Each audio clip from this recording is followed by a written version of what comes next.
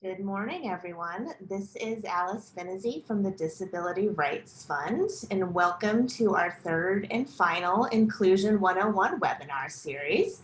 Today's topic is creating accessible virtual spaces. And with that, I would like to turn it over to our Senior Officer of Communications, Inclusion, and Analytics, Carrie Thompson. Over to you, Carrie. Thank you, Alice. Thank you, everyone. Welcome again to our third week of information about how to be accessible and inclusive in communication for people with disabilities around the world. Before we begin, I always like to start with accessibility note. So next slide, please. What I'm going to do is point out several accessibility features.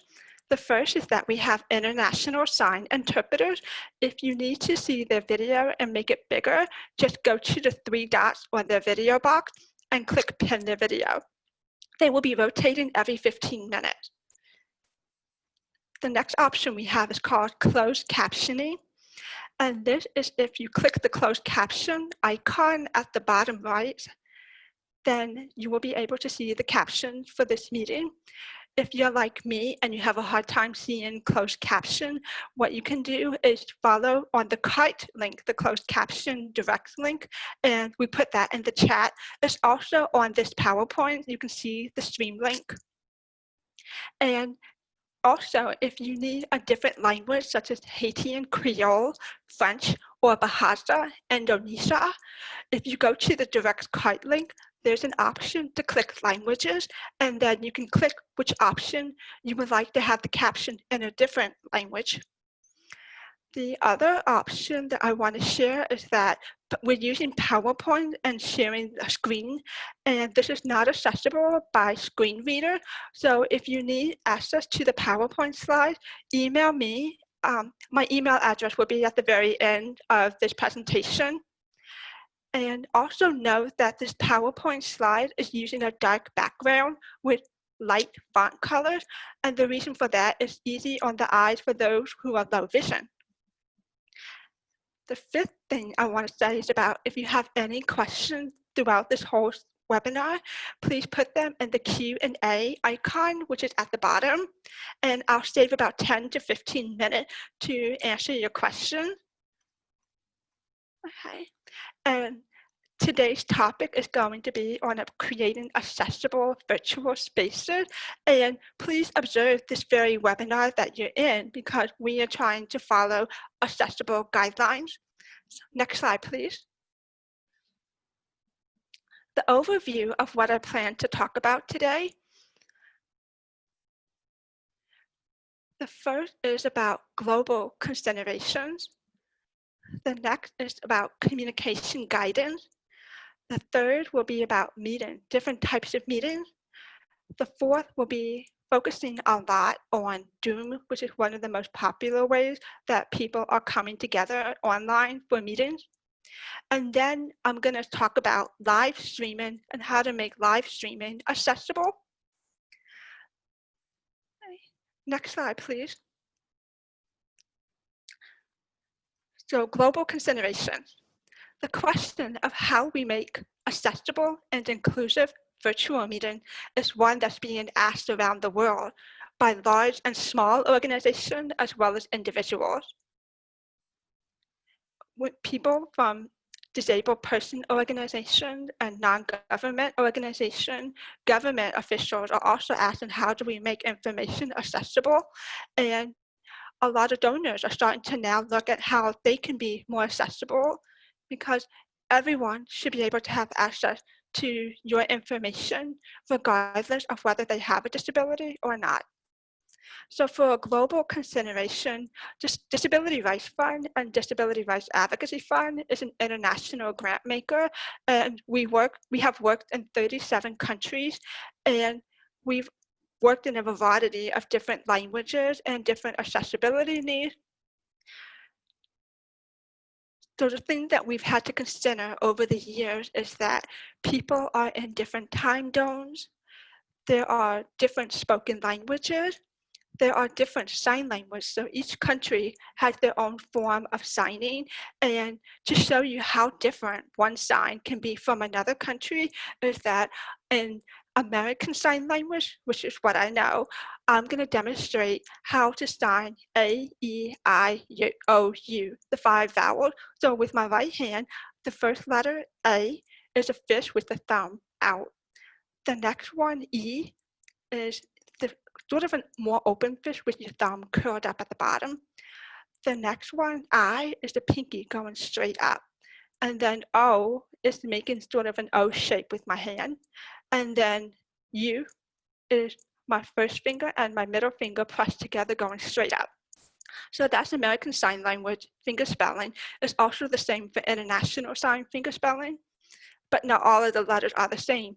In British Sign Language, the way they finger spell is by they put their hands out like make a 5, and then they tap. So starting with the thumb, this is A, then touching the middle, the forefinger is E, touching the middle finger is I, touching the ring finger is O, touching the pinky is U. So A, E, I, O, U, A, E, I, O, U for British Sign Language. See, it's very different. So you cannot assume that one sign language will be understood by all people who are deaf around the world.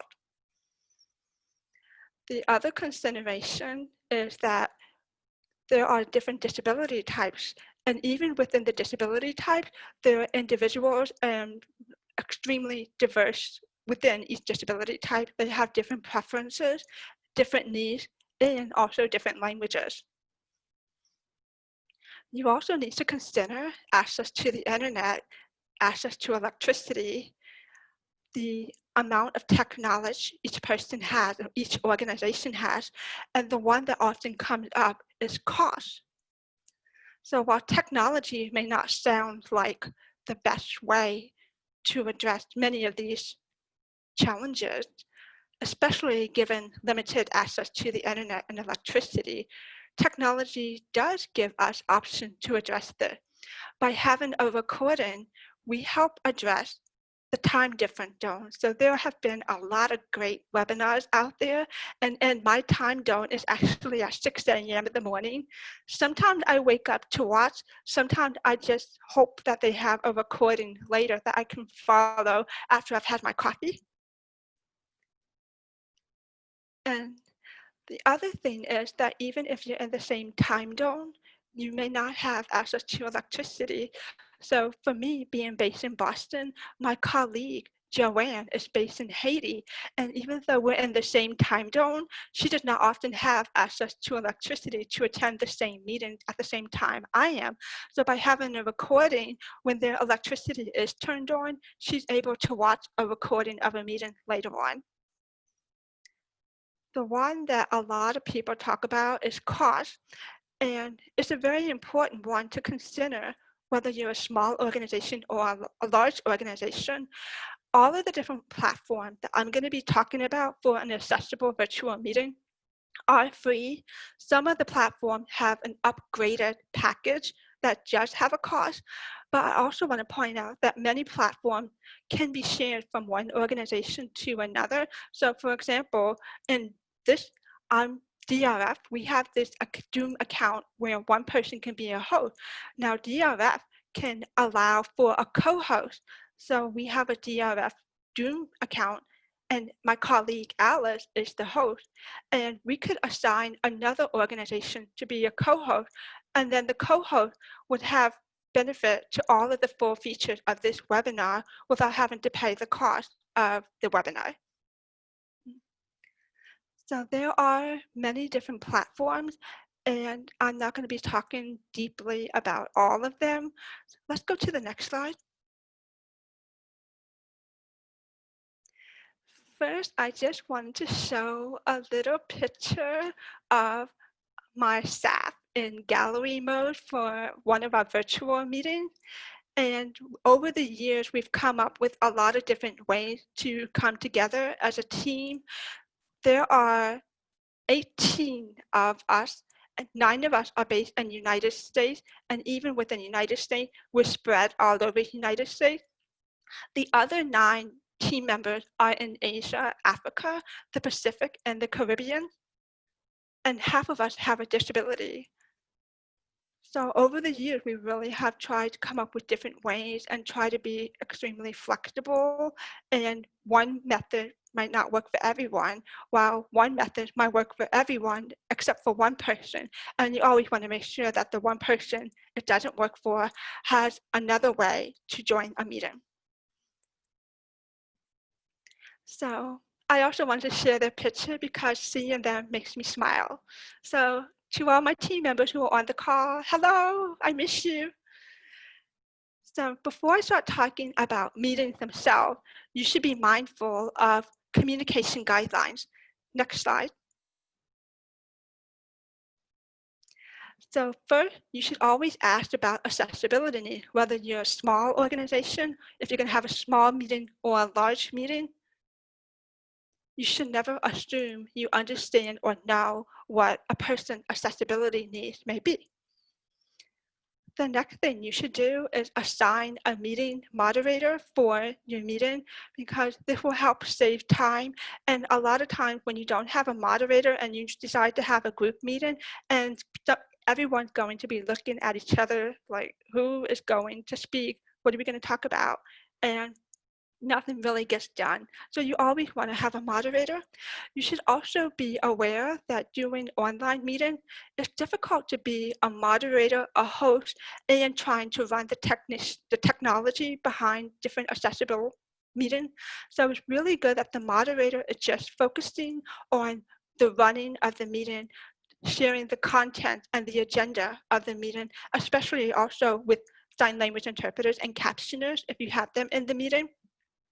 You should assign someone else to run the technology. So for this meeting, I'm kind of the moderator and the panelist and speaker all in one. I could run the technology myself, but it's too much for me to try to do all of them. So I delegate by having my colleague Alice run the I keep saying technology. It's still a little early for me, it's Monday. The third thing you should always be doing during your meeting, if you're not speaking, you should be muting your microphone. If you're not speaking, you should also have your video turned off. You should always identify yourself when speaking, even if your video is turned on. Not everyone sees the video. And this is important if you're going to do a large meeting and you have a facilitator or a moderator for a large panel discussion. You want to make sure that the moderator or facilitator understand how to incorporate caption into the meeting, as well as how to incorporate interpreters, understanding that interpreters may need to switch. The moderator should also be aware that they may need to describe the slides on their PowerPoint because not everyone can see the PowerPoint in front of them. And again, the share screen is not accessible by screen readers. So the next slide, please. Today's topic is about accessible virtual meeting, and that can mean different kinds of meeting. So I want to clarify the different types of meetings that I'm going to be talking about. There's the one-on-one meeting, the small meeting. This could be a board meeting or a grant-making committee meeting, whereas maybe 10 to 20 people. Then you have a larger meeting that could be perhaps a virtual grantee convening. And then the other type of meeting is an online type of meeting when you're having an online panel discussion or a webinar that you want to project to a very large community, to the entire world, for anyone that has access. The next slide, please. So here are some different platforms that you can use. Every year, the Disability Rights Fund sends out an annual grantee survey to the DRF and draft grantee, and we ask them about how they communicate with our program team, lessons learned, are there any ways that we need to improve how we communicate? And the answer across all of these different countries, the one thing that grantees always tend to say is that they appreciate having flexible communication. So in addition to email and phone call, the other ways that they have been communicating has been through WhatsApp. And WhatsApp is actually the one that's the most popular outside of United States. The other one that's really popular is that people like using Skype, whether it's to chat or using it as a phone call. Facebook, it can be Facebook groups, it can be Facebook Messenger, it can be video calls within Facebook. The other is that Google Hangout, and Google Hangout is more like videos and calls. Google Meet is something different, and Google Meet is when you can do video calls. It also has the option of doing a transcription, so it's not an actual person captioning. It's speech-to-text voice recognition, and the only way that you can do a Google Meet is if at least one person in your meeting has an account with G Suite, and that usually you can find somebody that has a G Suite account. The other option is Microsoft Teams. With Microsoft Teams, you can do video calls, and again, you can do automatic caption, speech-to-text recognition. But the only way you can take advantage of the caption option is if you schedule the meeting ahead of time. If you don't schedule the meeting and it's rather spur of the moment, the caption function will not work. And the Microsoft team option is only for members of your team who are on the Microsoft platform. You can't invite other people from other organizations who are not part of the team to be part of that meeting. So keep that in mind. The other platform that people are using are WebEx, GoToMeeting, and Zoom. Zoom is the one that's the most popular, so I'm going to focus a little bit more on that today. For now, all of these platforms are free. Some of them do have upgrades that have some cost.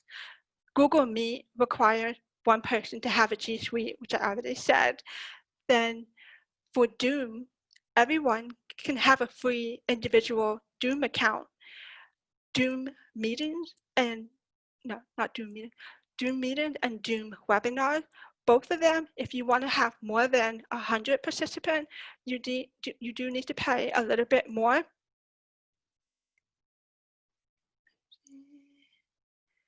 And then people don't realize that there are two different kinds of Zoom platform. There's Zoom meetings and there's Zoom webinar. This particular meeting is done through Zoom webinar, and Zoom webinar allows a couple of different functions. One, it allows for you to have what we call panelists, and the panelists have a lot more range to communicate with one another and to have their videos always shown during the meeting. Zoom meeting is very similar. You have a lot of the same options. One big difference between a Zoom meeting and a Zoom webinar. In a Zoom webinar, you're able to live stream to YouTube and Facebook. The next slide. So this is a picture of an emoji with a scared face and has their hand on their face, because sometimes being a host can seem like a very scary thing. It seems to be a lot of responsibility. And for many of us, we've never been the Zoom host. We've always joined someone else's meeting and let them take control. But now the pandemic has meant that a lot of us have had to be the one to schedule and host a meeting. So it does seem like a frightening thing to do, but rather than thinking about this as scary or a lot of responsibility, think about this as digital power, because as a host, you have the control to decide whose microphone to mute. You can turn off people's microphone, you can turn off their video, you can prompt them to turn on their video and microphone. You can also let people into the room or remove them if they are causing problems. So really, think about being a host as being a powerful thing. Next slide.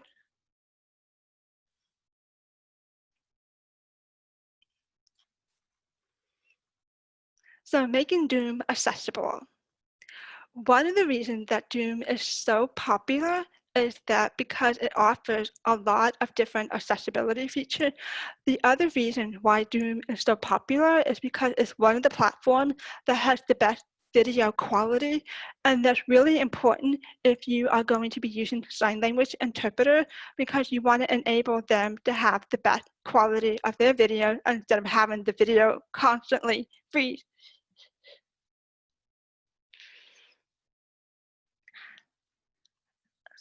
Right now, I'm going to talk a little bit about how do you make Zoom accessible for those who are visually impaired, and then I'll talk about making Zoom accessible for those who are deaf and hard of hearing, and I'm also going to talk about working with a captioner and a sign language interpreter.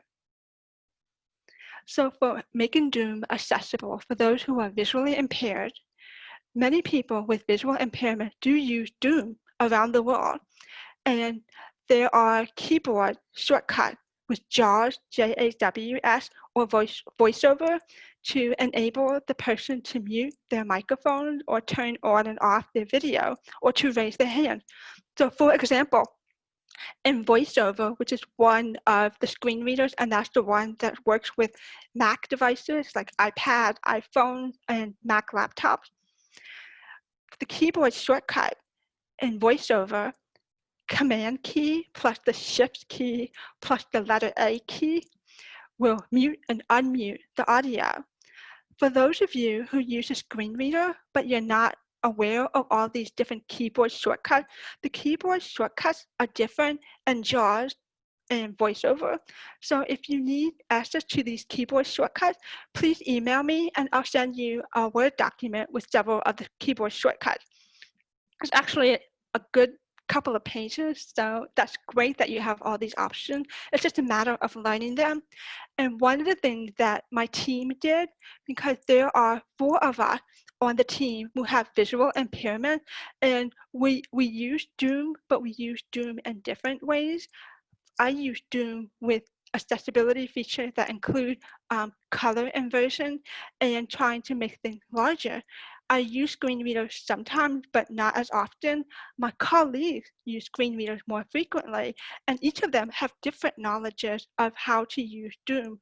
Most of them are able to use Zoom by getting into the Zoom room and listening, but it was time to learn how to use all these other features because as a whole, there are keyboard shortcuts for being a host. And again, I think people need to empower themselves to become hosts. So even if you have a visual impairment, that should not stop you from becoming a host. So again, if you have questions about the keyboard shortcut, please email me. Again, my email will be shown on the very last slide. These are the basic things to do for making sure that your meeting is accessible for all. For those who are visually impaired, if you're using a PowerPoint, share the PowerPoint later or before the meeting in an email. Make sure that your PowerPoint itself, if it has images, to also include the alt text.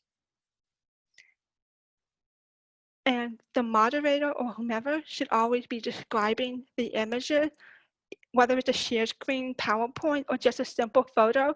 Sometimes people put photos in WhatsApp, and somebody may say, well, what's in the photo?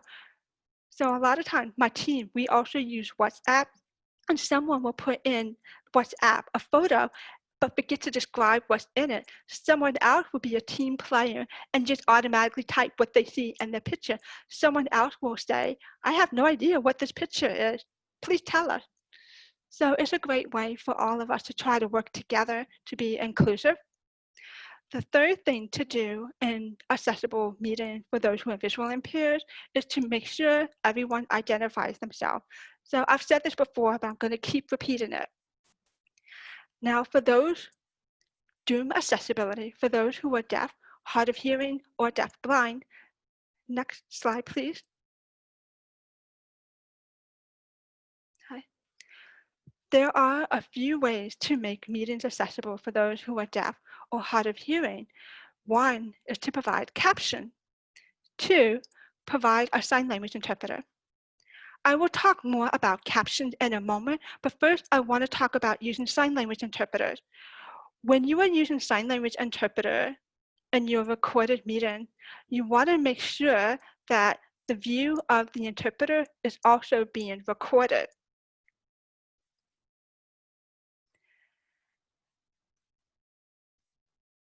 Remind people that if they are in a meeting with a sign language interpreter and they want to make the interpreter's video bigger, explain to them how they can pin the video of the interpreter. Not everyone knows these features, so you keep repeating it until it's just common knowledge. But again, so many of us are learning new technology that we've never had to before because the pandemic is forcing us to move more and more to online meetings.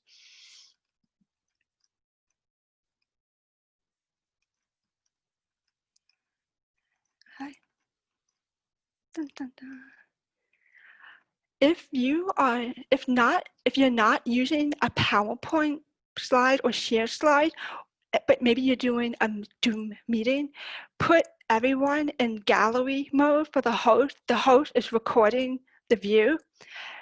Ask everyone who is not speaking to turn their videos and their microphones off. In the gallery mode, you want to show only the active video. And the active video will be of the speaker and the interpreter. So again, the interpreter's video will be recorded in the gallery mode. Working with a sign language interpreter, a reminder, when working with a captioner or a sign language interpreter, it is important that they are provided the materials and the names of participants and organization ahead of time to be best prepared. So I shared my PowerPoint and I shared my notes with the captioner and the interpreters for these webinars these past couple of weeks. As a deaf person, I always know how important it is to provide this information because later, when I attend other meetings or other organization conferences, I can tell when an interpreter or a captioner has not been provided the information ahead of time because there are a lot of errors. They're hearing these terms for the first time and they're trying to process what they're hearing, at the same time trying to tell you what they hear. So make their jobs easier by providing the information ahead of time. Just like everyone else, sign language interpreters are also trying to get used to having to do more online meetings. Not everyone had interpret on a video before, so interpreters are sort of in this new area where they're trying to learn how to provide communication access online. And some things to do is to work with an interpreter and help them know how to best communicate for those who are deaf and hard of hearing. The thing to do to make sure interpreters do is to have a solid background. You see behind me, I have a black curtain. And the reason I do that is to make my hands more visible so people can see it. You don't want in the background of an interpreter to have a window or to have any picture frame. You can also see in the view of the international sign interpreter that they are also doing a solid background. Also, pay attention to the clothes that an interpreter is wearing. An interpreter should be wearing clothes that have a high neckline, does not have any distracting jewelry. They usually they are always wearing solid colors. An interpreter, to help increase their visibility on a video, and also in person, they should always be wearing color that contrasts with their skin color. So I'm a white woman, and I typically tend to use a black background and wear black clothes to help make my skin pop out better. A person of color should be wearing lighter color clothes to help contrast with their skin color.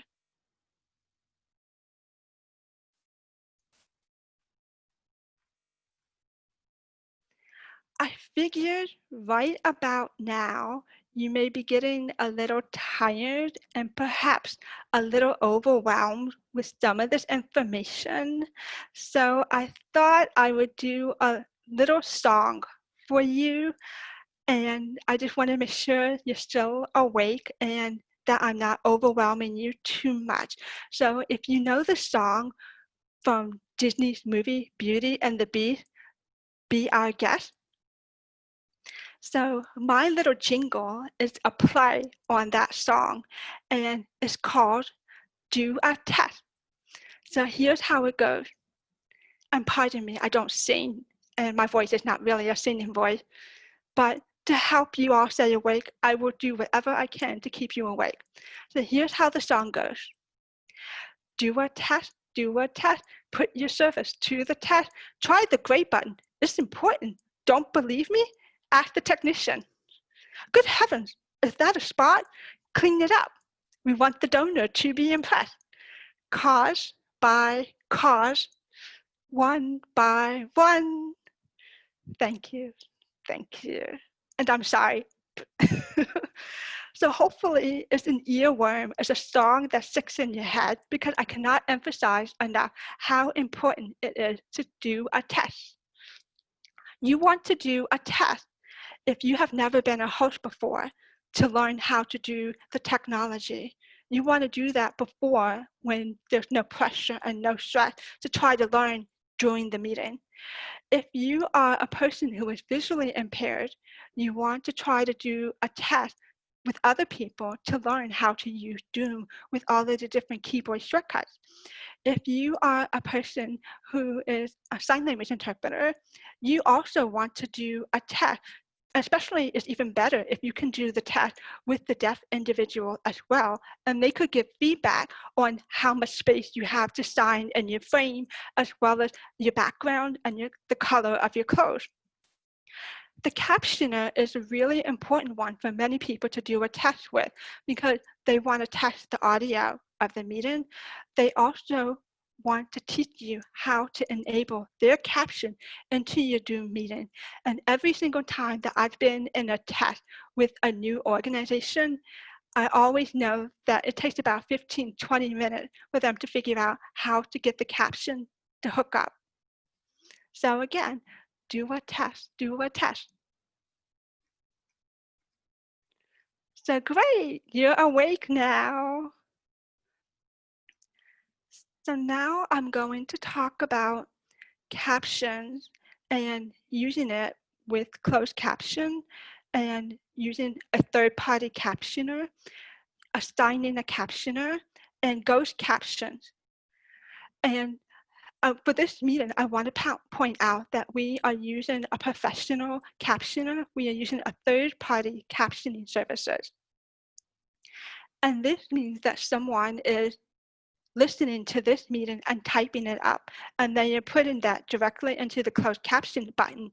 If you are not already using the closed caption, if you do use the closed caption, if you press the caption button to enable you to use the caption, what Zoom does, it automatically saves the caption to your computer after the meeting, even if you are not the host.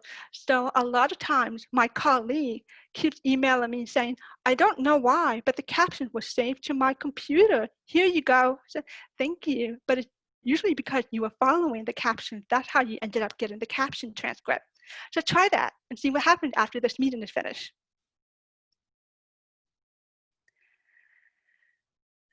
The other thing is that assigning a captioner, you want to go into the Zoom meeting early to first find the captioner, enable them to be into the Zoom meeting or Zoom webinar, even when you're in the practice mode.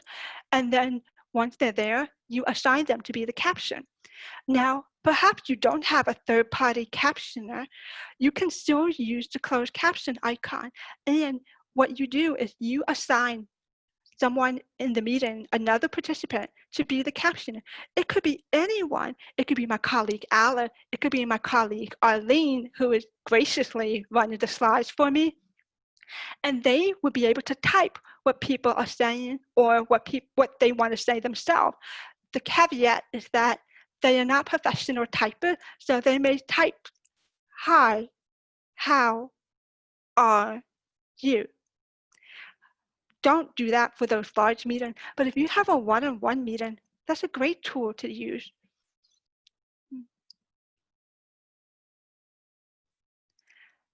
There is a big caveat with using Zoom and closed caption.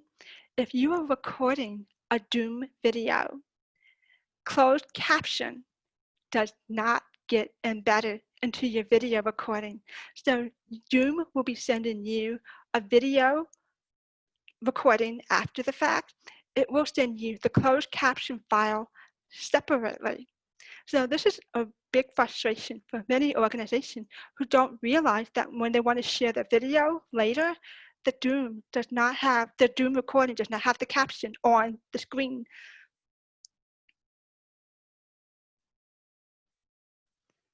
And the other things, and I'm gonna teach you the different workarounds for how to have captions. And the next thing I want to do is talk about ghost caption. Just tell you briefly what that is. Next slide, please. This is a bit difficult to see, but what this is a screenshot from a webinar that I was attending, and they were sharing a view of an Excel spreadsheet. But look at the very bottom, and you can see there are captions that look really different from the caption you're seeing from my own webinar. At the very bottom, it's called Ghost Caption. This is something that's a little weird. It happened because you're using a PowerPoint. PowerPoint itself has accessibility features and has sort of an automatic caption happening. Sometimes that's a good thing if you don't have a captioner at all.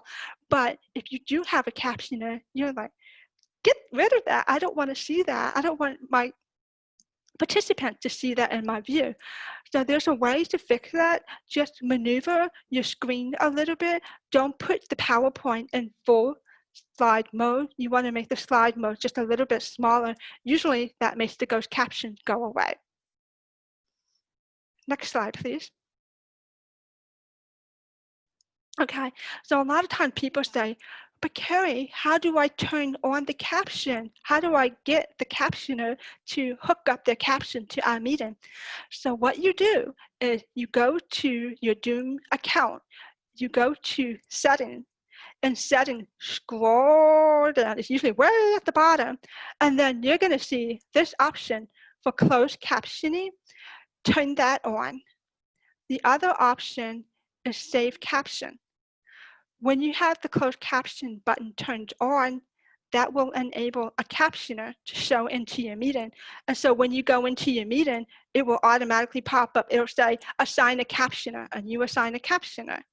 The save caption feature is what I talked about before, that if you press the closed caption button in the Zoom meeting, and it automatically saves it.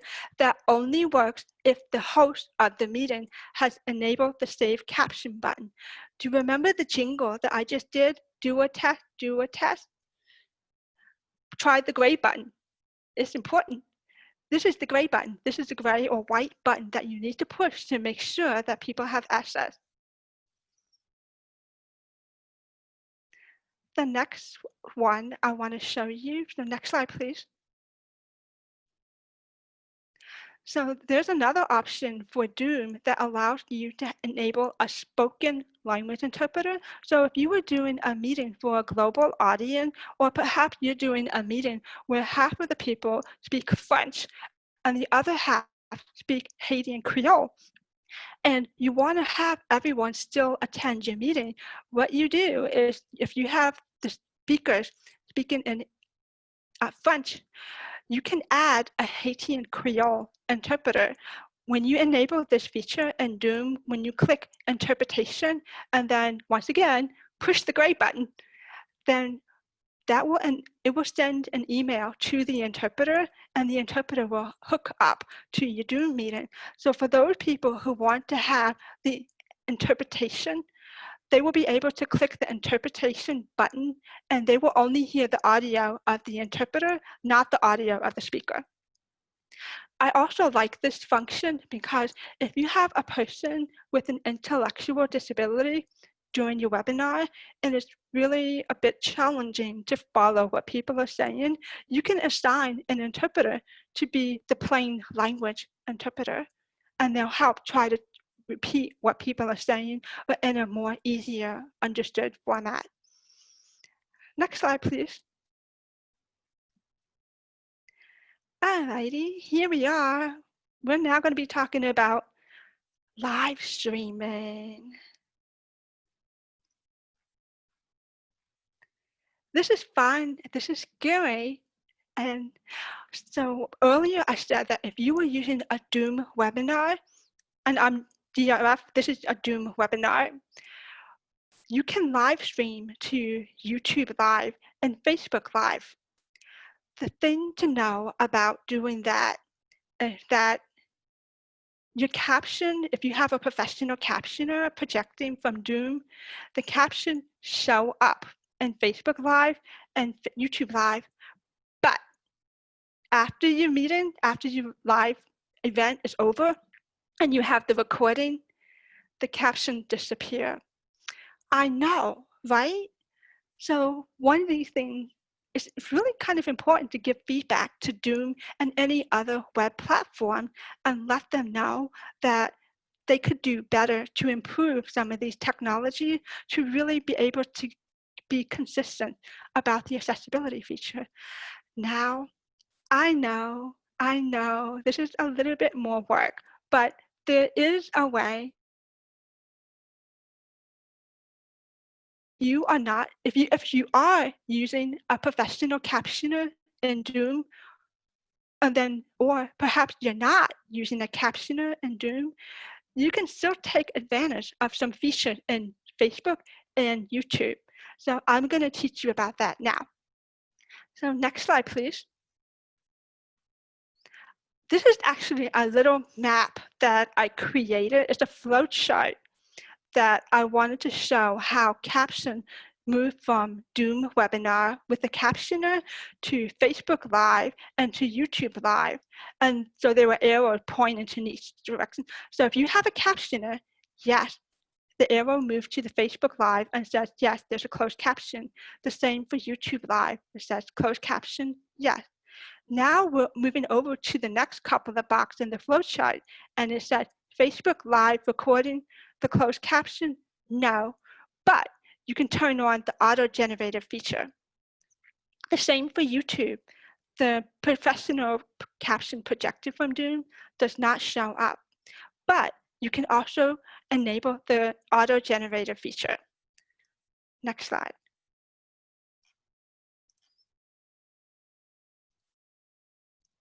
Okay.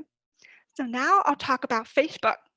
So Facebook does not let you turn on auto-generated captions during your live feed.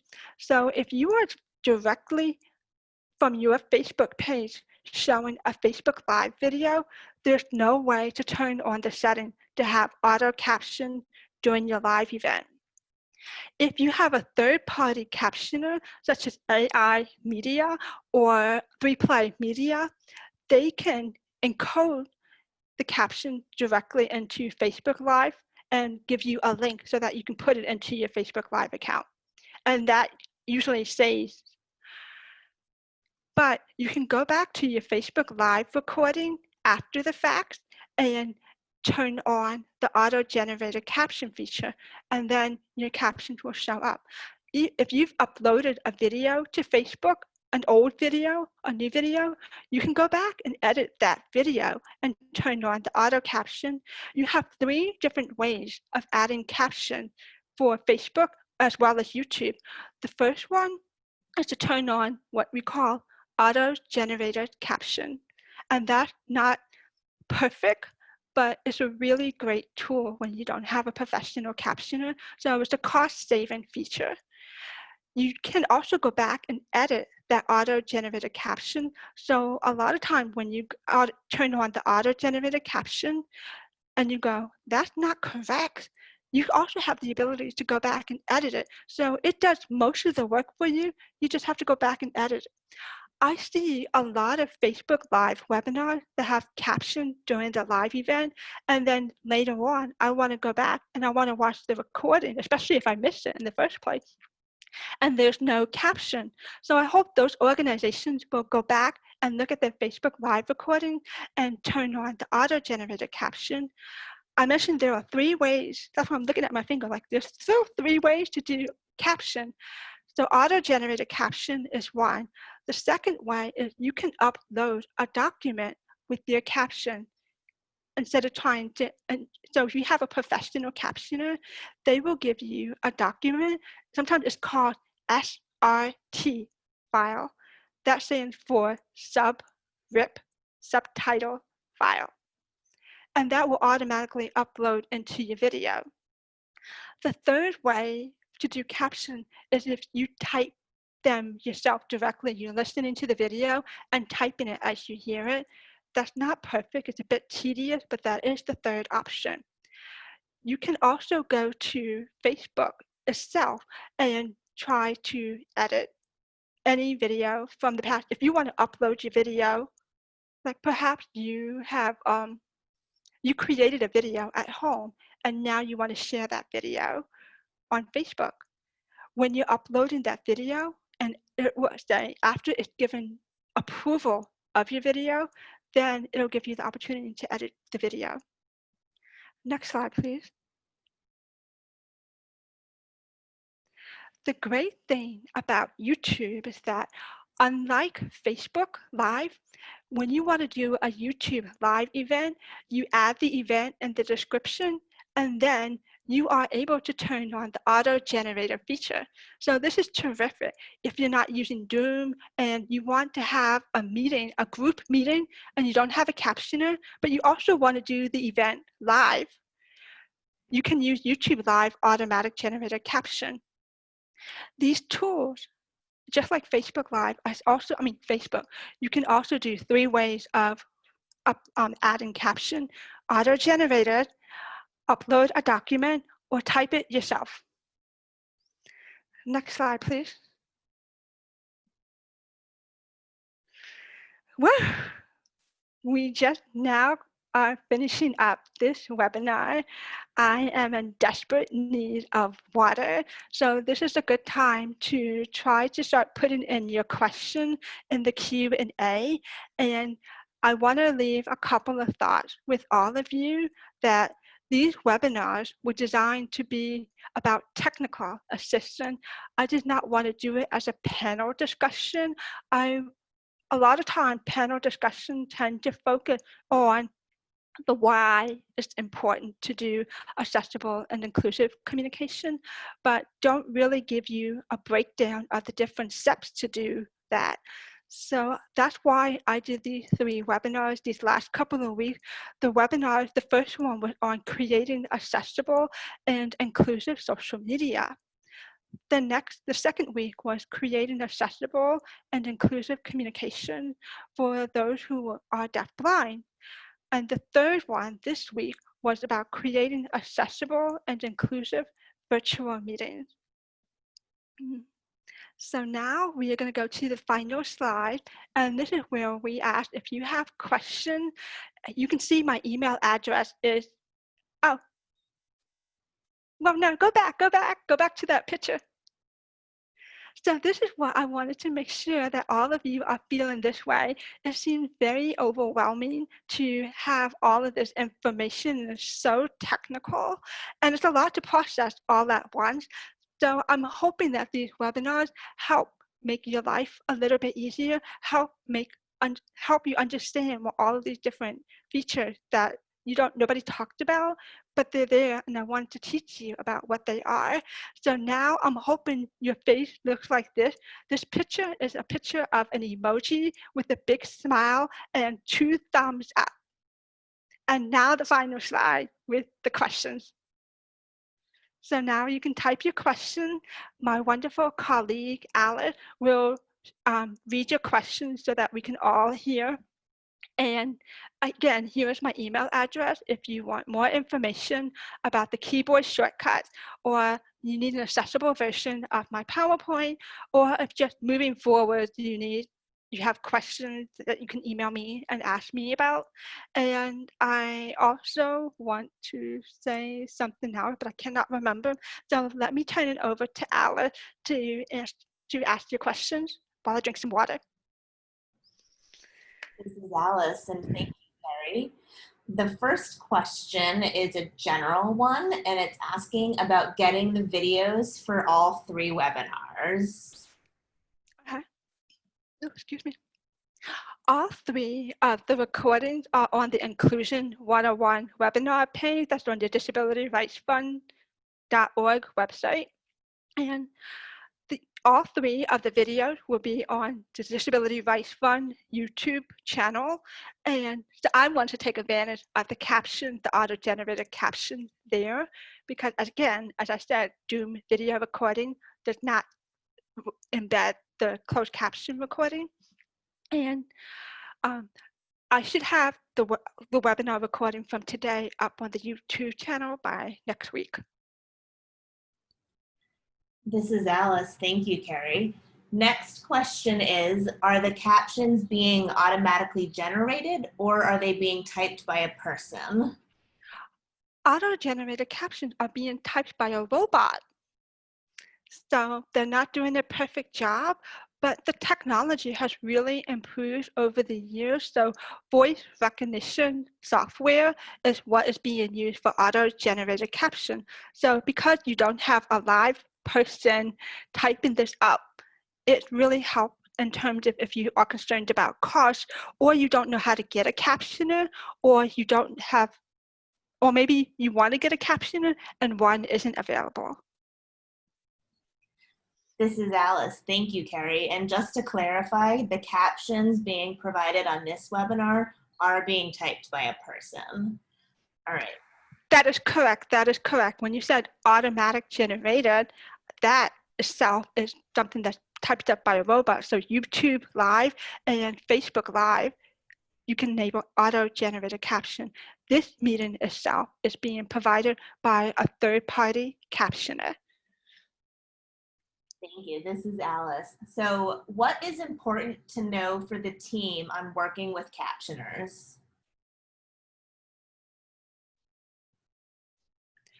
You need to provide the information ahead of time. And I'm going to give you an example of what happens when you don't. So in the 12 years ago, when I first started working for Disability Rights Fund, I was working with a new captioner who has no experience in disability rights sector, and they were not familiar with the term, the Convention on the Rights of Persons with Disabilities, or otherwise known as CRPD. When they typed in the acronym CRPD, the shorthand for CRPD turned out into CRAPT. And that was projected on the large screen. So that was a bit embarrassing. So you want to make sure that you also share with a captioner or an interpreter all of the most common terms used in your talk. You want to share the acronyms you use, because a lot of times acronyms are also in their computer vocabulary terms as a shorthand. So you want to make sure that there's no conflict between your acronym and their shorthand. Thank you, Carrie. And this is Alice. The next question is the pinning of the video of the sign language interpreter done by the host or by the participants? It's by the individual. So for example, I'm not the host. I'm not the one that doing host. If I want to see the video of the interpreter, I myself will have to pin the video. Only the individual will see the large screen. Most of the time, the host, which is in this case is Alice, she could spotlight the interpreter, and the spotlight will always be focusing on the interpreter's video in the recording. But you don't always want to do spotlight if you're doing a general meeting, because spotlight means it will focus, the entire video will focus on the interpreter and not the different speakers. If you want to do a video with the speaker and the interpreter, if you do without PowerPoint, what you do is put the host view in gallery mode, which is a grid of different videos, and you want to ask everyone to turn off their video except the sign language interpreter and the speaker. When you do that, only those two videos will show up side by side. So that's another way to view the interpreter's video. But again, the individual themselves will be the one to pin the video, and they are the only ones seeing that view. Thank you. And this is Alice. What are your thoughts on turning on community contributions for YouTube captions?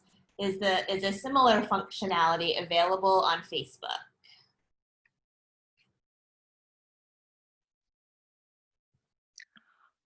I'm not sure I really understand the question. As I'm interpreting it, I believe you're asking about having volunteers. You do I sometimes use a volunteer for another organization. I have to give her access to my YouTube account, and not the Disability Rights Fund YouTube account, but my own personal YouTube account, and have her go into the video, and she herself will be the one to type up the caption. So yes, you can have volunteers do the caption for you, to type up the caption or to clean up the auto-generated caption. You just have to discuss your comfort level with them having access behind the scenes to the admin, passwords, and everything for your account. You can have different role access for Facebook, and you can have the admin role, which gives them full access. You can do the editor version. I'm actually not sure if the editor version allows them to edit caption, so I need to go back and test that. The other thing is that this is a really great tool if you have an intern in your organization, that you can ask the intern to be the one to go back and edit captions. I hope that was the way you meant that question. This is Alice. That sounds most like correct in terms of the interpretation. It's about just having the community contribute to the video to help with various aspects. Okay, next question. Is it okay to share the recordings with people who didn't register for these webinars? Yes, because it's on YouTube Live, YouTube channel, so Disability Rights Fund. The recording is not a direct recording from Zoom. I take the Zoom recording and I make some edits to it, and then I upload it to the YouTube channel. So it will be on Disability Rights Fund YouTube. So that's available to all.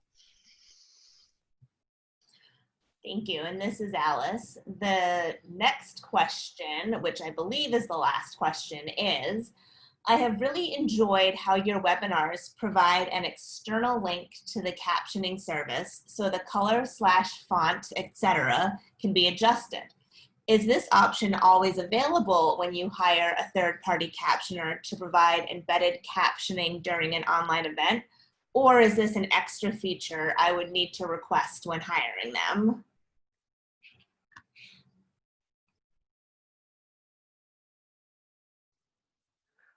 I'm not sure I understand the question. Do you mean that you click the direct cart link and then you went separately and was doing the adjustment of the font and colors and the language there? Because if so, that is something that you work directly with the captioner. A lot of organizations who are working with a professional captioner, that captioner has a website separately where they show the caption. I always follow it separately, so let me show you on my video. I am following the caption on my iPad, and this is the website version of the stream text link, the cart link. And I adjusted for color and size for my own benefit. So yes, I had to get the link from the captioner. I think that was the last question. It's now 11 o'clock. I just want to say again, thank you. Thank you everyone for being here today. I really hope these webinars make a difference in your work in providing a more inclusive and accessible world for people with disabilities. I hope that this is about capacity building for disabled person organization as well, so that you can do more to advance your human rights. And I, again, thank you, everyone. I also want to thank the sign language interpreters who have been doing these meetings with me the last 3 weeks. I also want to thank Alice again for doing the host and answering questions. I also want to thank my colleague Arlene for running the PowerPoints for me. So now this wraps up. I hope you all have a wonderful day. Be safe, be healthy. Thank you. This is Alice. Quickly before folks go, the email address on the PowerPoint is ktompson@disabilityrightsfund.org. Thank you. Have a great day, everyone.